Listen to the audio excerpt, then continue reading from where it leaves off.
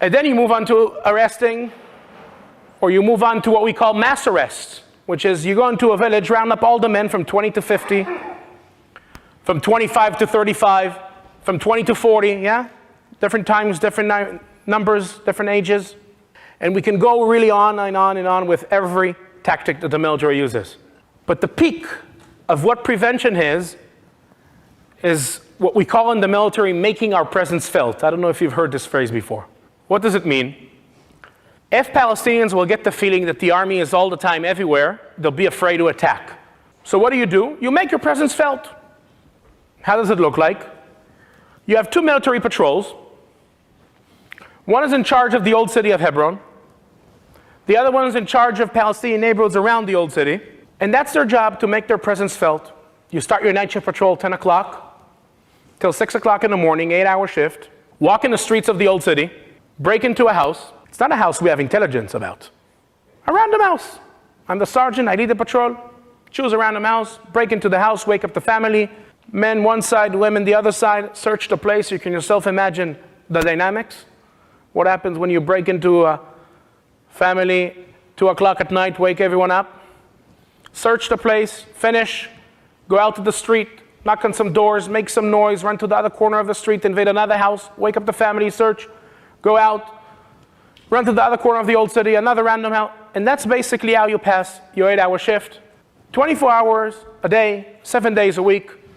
From September 2000, when the second Intifada started, till today, it didn't stop for 1 second. Yeah, the idea is very simple. Every Palestinian needs to feel the military is right here. Yeah, you never know when we're going to show up, when we're going to start, when we're going to end, how many we're going to be, what we're going to do. It's to do what we call in the military, ליצור תחושת נרדפות, to create the feeling of being chased.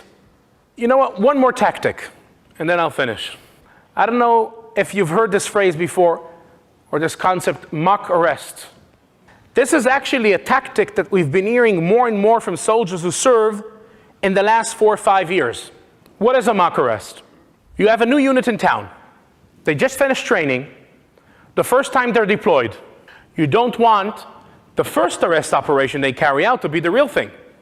So you send them on a mock arrest before. You choose the most peaceful, quiet Palestinian village in the area where you served. Open an aerial photo of the village. Choose a random house in the village.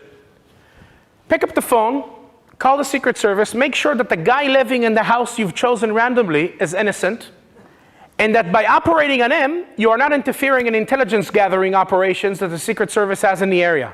Once you get the go, meaning he's innocent, and you're not interfering in Secret Service business in the area, you come in the middle of the night, you surround the house, grab the guy, handcuffed, blindfolded, as if it's a real arrest, put him in a Jeep. After 5 minutes, 10 minutes, 20 minutes, someone goes on the radio, says, end of exercise, stop the Jeep, release the guy, go back to the base, and go to sleep. So you're probably wondering, why the hell to do it? Actually, soldiers who get these orders usually also wonder why the hell we're doing it. We know the guy is innocent, so why we're doing it? And they ask their commanders, and you know what many soldiers heard back? Mainly 2 reasons. One is training. But the second reason is even more interesting. Think of it, a mock arrest is just another advanced way of making your presence felt. You go in the middle of the night to the village, surround the house, yeah? Some noise, some movement, lights, shouting, military movement in the village, people wake up, they know you're here. They see you're surrounding a house. They see you're arresting a person that they know is innocent. They're not stupid. Yeah, people in the village usually know. So they start to ask questions. Why the hell are you arresting him? He's innocent. But then they see that you released him. So what the hell is going on here? Arrest, released. Is he a collaborator? Yes, no. And they don't find the answers, so they're even more scared. When you know what's waiting behind a corner, you can calculate. But when you have no idea what's waiting around the corner, that's when you're really terrified, right?